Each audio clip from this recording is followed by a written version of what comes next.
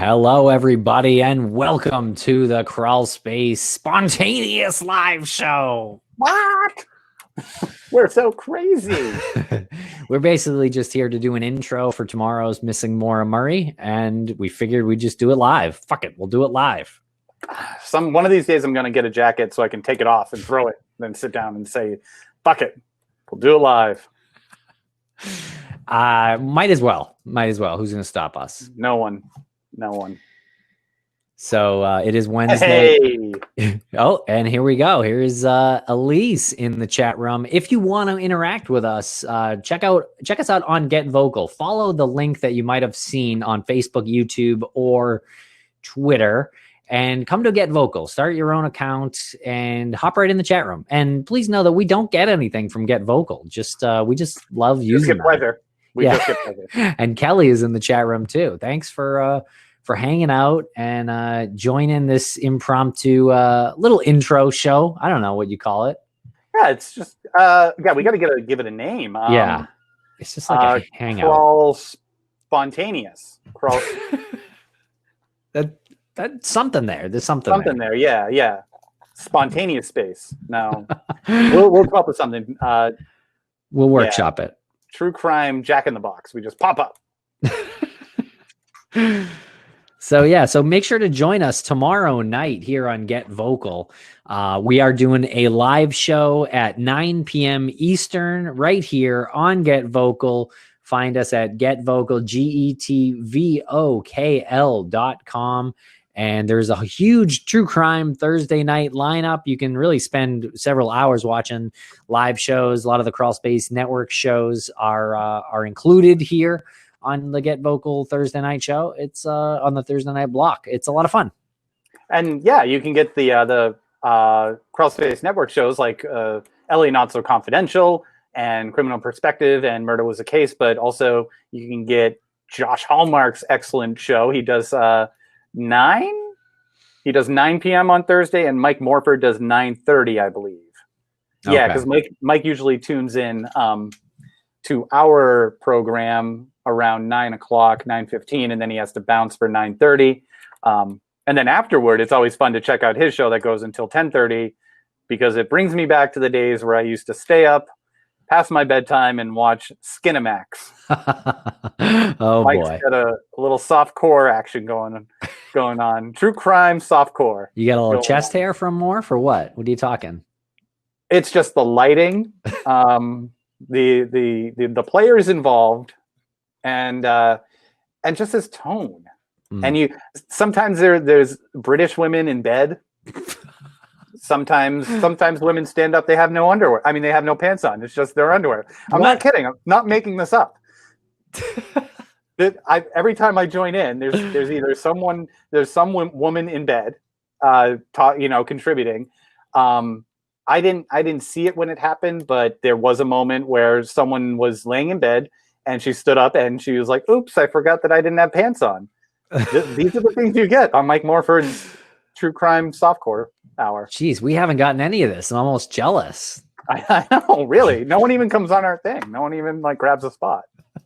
Yeah, well, I guess we usually have guests, so maybe we should do one that's open lines sometime soon. But this Thursday, Lance, who do we have joining us tomorrow night? Oh, tomorrow night we have our good friend, we have our peer in the industry, the host and creator of the Nighttime podcast show, Jordan Bonaparte, if you want to be proper with his Canadian Halifax pronunciation of his last name. So Jordan Bonaparte is joining us, and we're going to talk. I guess we're talking about UFOs again. Well, he released an episode about the Pentagon's declassification of those UFOs, and I've got to listen to it.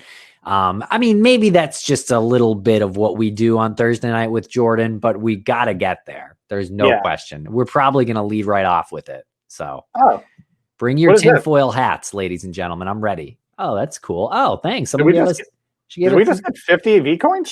Someone gave us some V-coin. Thank you. Lokesh? Yes, Lokesh Aurora. Thank you very much. Wow. How thanks. Cool. I don't even know what this means, but it's John C. Reilly is hypnotizing me right now. Yeah. I got to learn a little bit more about the Vcoin option here on Get Vocal, but that's cool. Thank you very much. So you can essentially give us Vcoins, which we can transfer into money. Obviously, not why we're doing it right now, but it's very nice and we appreciate that. And we could use that to also gift to other creators, I think, too, which is pretty cool. Which we won't do. We'll buy lunch with that. I'm gonna buy lunch and gonna call it beer money.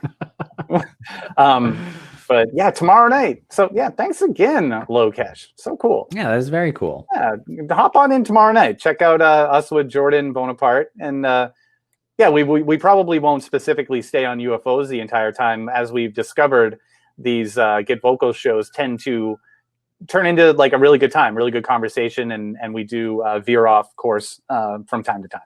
Yeah. Oh, good. Definitely for the UFOs. All right. Good. Great. And then the following Thursday. Yes. Big guest the following Thursday. I was going to tease it a little bit. Good friend of ours, someone who may or may not have given me a couple of U.S. Marshal pins. Someone who definitely didn't give you any U.S. Marshal pins. So that essentially opens it up to the entire world. Well, we'll find out on Thursday when you can directly ask him. That'll be fun. That will be fun next Thursday. But this Thursday, yes, Jordan Bonaparte. And so Lance, you want to do this intro real quick here? Yeah, let's get this intro going. Okay, let's get this intro going, and then we can get Jason on here real quick. He says he wants to holler at us for a moment. Okay, let's do this quick intro for tomorrow's Missing More. I gotta crack my knuckles to do intros, Lance. Yeah, no, I got pumped up when you did that. All right. All right, you ready for this? I am born ready. All right. Welcome back to the Missing Maura Murray podcast. I'm Tim here today with Lance. What's going on, Lance? Oh, doing so well. How are you today, Tim? I'm doing great, Lance, especially because we are speaking to the same guest as last week, and she's exceptional. It's so wonderful speaking with Laura Rist from CanadianGirl77.com, who does an amazing blog on Trenny Gibson's disappearance. That's correct. That's Canadian Girl, and you spell girl with the U, not the I. 77. If anybody wants any information on the disappearance of Trenny Gibson, go there and listen to these episodes that she's done with us. She has compiled the information on Trenny Gibson better than, I'd say she's in like the top 2 or 3 people that we've ever spoken to who's not official law enforcement, putting together a case on her own. She's got an amazing blog post on investigationsforthemissing.org. Check out what she wrote there. She has an account of when she first heard about Trenny Gibson's disappearance, how she had what you might think was like maybe a panic attack mixed with a little spiritualism. She heard a voice about, needing help. She saw Trenny's eyes and she laid on the floor to compose herself. She went down to the floor to compose herself and finally got herself up. Never had a moment like this happen since. Yeah. And she's a professional woman. She's a professional chef. I don't want to make her out to be someone who thinks that they're an empath or something like that. She has a career. She's has a marriage, and by all accounts, this is something so unusual for her to happen. She's never asked for it to happen before, and it's never happened since. Right. And she explains that moment in the episode. So you can hear her in her own words describe that, because you should probably just listen to what I said and not listen to the episode. I just realized I summed it all up for everybody. Well, there's still some left, some meat on the bone left there, Lance, and it's a good tease, actually. You kind of nailed it. What is that moment? She doesn't really know, but I would just chalk it up to inspiration at this point, because she's been looking into the case for 17 years. And so she's here, and this is the second time now we've had her on Missing Maura Murray, and we're going to follow it up with another episode, at least 1 or 2 more, I would say, at least, because she is a wealth of knowledge and has emailed us responses from Trenny's mom and has really several interviews with some of the classmates from the field trip where Trenny went missing. So this isn't over, not by a long shot. And we're going to be talking about this story for a little bit longer. Yeah. Wonderful woman. Definitely recommend listening to this. And if anybody has any questions about Trini's disappearance, or if they have any information and they want to communicate that with Laura, let us know and we can bring that to her attention. Yes. Okay, so hope you enjoyed the episode. Thank you very much for listening. Oh, we got to do on this date. Man, it's so easy to forget that. I know. All right, here we go. But before we play the interview with Laura, on this date, May 28th, 1971, Claude and Martha Sue Shelton vanished from Corbin, Kentucky. Claude was 6 foot. Claude was 5 foot 6 inches, 170 pounds, with brown hair and brown eyes. Sue was 5 foot 2 inches to about 5 foot 4 inches, 125 to 135 pounds. She had light brown hair with highlights and blue eyes. She was wearing her wedding ring and a braided silver ring set with a blue stone. Claude was 37 years old and Sue was 27 years old. They put their 3 children in their home in Jerry's trailer park on 18th Street. The couple left the trailer park in their white 1967 Ford Galaxy 500 Kentucky license plate number 937944. And they may have been heading to King's truck stop 5 miles away, according to one of their children who overheard the couple talking before she fell asleep. Claude and Martha were never seen or heard from again. Wow. Anyone with information should contact the Kentucky State Police at 606-878-6622. And for further reference, you can check out the charlieproject.org/case/ oh my God, charlieproject.org/case/Claude-Shelton. And make sure to follow PIs for the Missing on Twitter, Instagram, and Facebook, and check in on your browser on their blog once in a while. It's really great work. Okay, everybody, thanks a lot for listening. Hope you enjoy the interview with Laura. I always mess that up. It's interview or episode. I don't know. I always get that wrong, but I wish the Charlie Project would have shorter URLs. Yeah, well, yeah, that's a pretty small run operation. Intersode. Yeah, I love it. Yeah, we should get her on, the woman who does that. That'd be interesting to talk to her. Intersode. Intersode, that's right, Alice. So Jay, feel free to hop on and explain what you say you want to holler at us. Yeah, I would love to hear from her too. I don't think we've had direct contact with her. I forget her name. But we've got to get her on, or we got to talk to her. What's up, Jay? How you doing? Another day, another 70 cents after taxes. Nice. What's going on? Busy. Yeah. But I had a couple of things I wanted to holler at you guys about. Sure. I know you guys like to do these on this date things with private investigations for the missing. Yeah. In addition to working on Brandon's case, there are several cases that I try to help get recognition and push for. One of them is the case of Jared Hanna out of Centralia, Illinois. He went missing July 2nd, 2011. His case is kind of similar to Brandon's. Trucks found abandoned out of gas off of a old road, and man basically disappears off the face of the earth. 5 months later, a bag containing some of his belongings is found in a very rural area, and that's the last clue they've had of him. But like I said, July 2nd's coming up, and if you guys wanted to be interested in maybe talking about it on a Get Vocal thing, or maybe even covering it on a podcast. I know you guys release your Missing Maura Murray episodes on Thursday, and July 2nd happens to be on a Thursday. Oh, so I think great. it'd be a really bang thing to do. It helps you guys, helps private investigations for the missing, and more importantly, it helps the case. Yeah. So I just thought it would be something to really cool to suggest to you guys if you were interested. Definitely. Love to do that for on this date, but would even like to cover the case, for sure, for an entire episode. Yeah, I've had some communications with his sister. Mhm. I think I've shared her contact information with you guys in the past. Yeah. If you don't have it, I That's can right. resend That's it right. to you. Okay. Yeah, I mean, maybe that would be good. We could Mhm. revisit this. Yeah, it's definitely been a month or two since the last time we spoke about this case. I have some of the info here, but yeah, it'd be good to get that again. I just thought it'd be kind of a cool thing to really make a bang. I mean, you release it all on those dates all line up. Yeah. So Yeah. I thought it'd be really cool. No, that's perfect. Yeah. Definitely, Yeah, man. this is a sad case. Yeah. Yeah. Also, I know I've hollered at you guys about this Saturday. Are you guys going to be around? Yeah. Like I said, I don't know what time I'm going to be all set up. I've got several things I've got to do down there.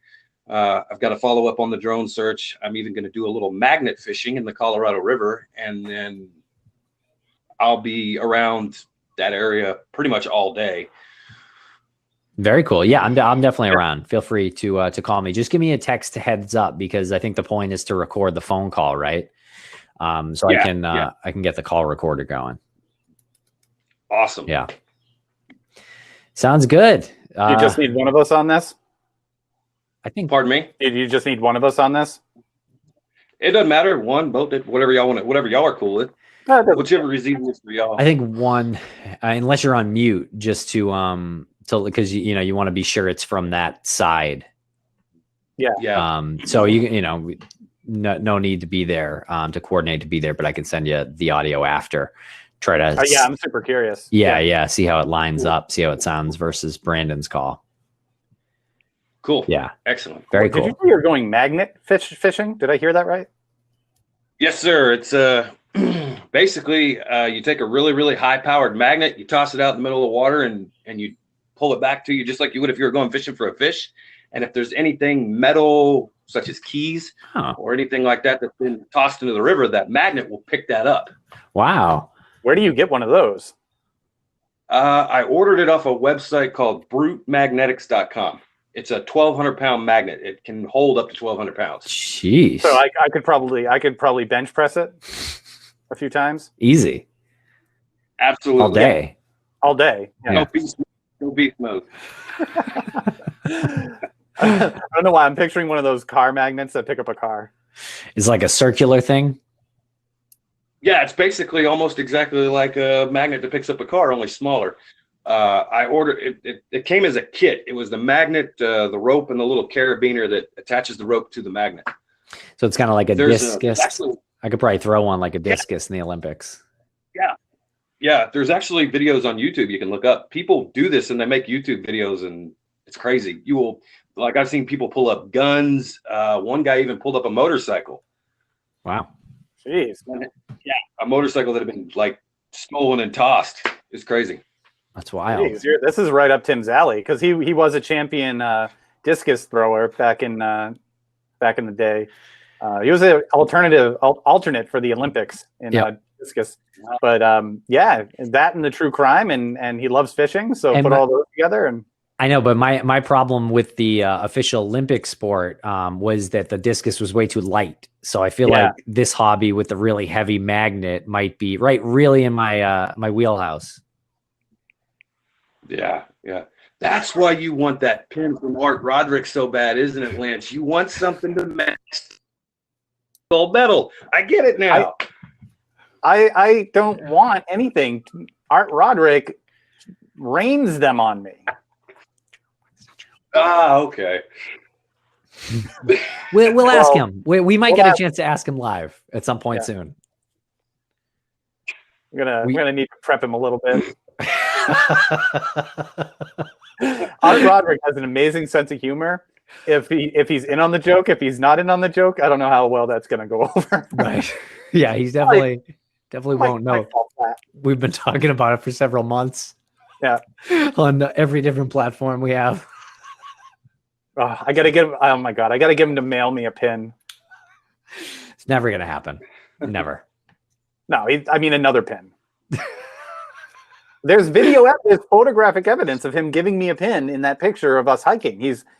I'm looking at the pin. He decided to just stop the hike, and he was like, "It's been really great hiking with you." You know, I think, a former U.S. Marshal knows what it takes to be in the U.S. Marshals and what it takes to have a pin that would signify, oh, I have a really good friend who was in the U.S. Marshals, and Lance doesn't even meet that criteria. You know, No, I'm so far above that criteria. He's like, I don't know. This is all I have. I wish I had something more. I wish I could make a